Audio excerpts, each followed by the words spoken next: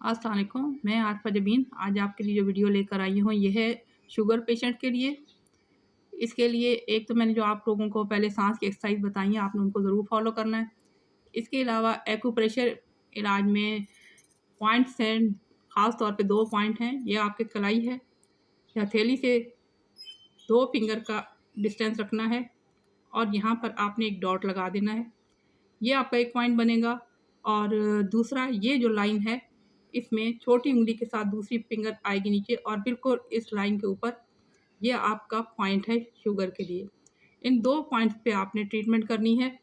इस तरह हमेशा बताती हूँ, क्लॉकवाइज़, एंटी क्लॉकवाइज़।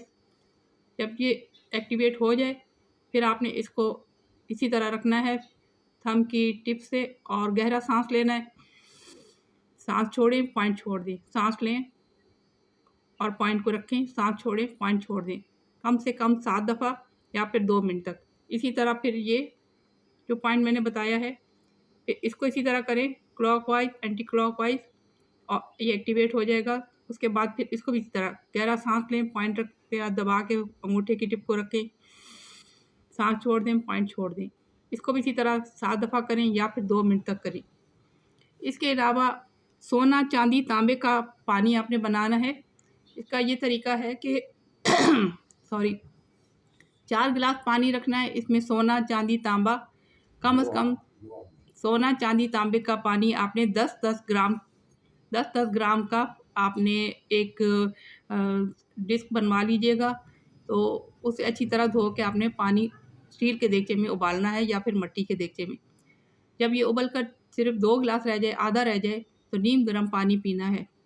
इसके अलावा जिन पेशेंट को शुगर में सर्दी महसूस होती है, उन लोगों को चाहिए कि लोहे की कढ़ाई ले लें, उसको अच्छी तरह धो के उसमें आपने ये तीनों चीज़ें डालनी है और उबल कर पानी जब इसी तरह आधा रह जाए तो नीम गर्म पीना है। इसके अलावा अगर दूध में हल्दी डाल के पिएँगे तो वो भी आपके लिए फ़ायदेमंद है। और शाम के टाइम पे 2 भिंडी अच्छी तरह धोकर मिट्टी के प्याले में उसको भिंडियों को चीरा लगा के रख दें और दूसरे दिन सुबह निहार मुँह आपने उन भिंडियों को अच्छी तरह मसल कर फिर वो चिकना पानी पी लेना है और उसके बाद आधे घंटे तक आपने कुछ खाना-पीना नहीं है। अगर आप इन चीज़ों को फ़ॉलो करेंगे तो इंशाल्लाह इस बीमारी से जल्द निजात पा जाएँगे।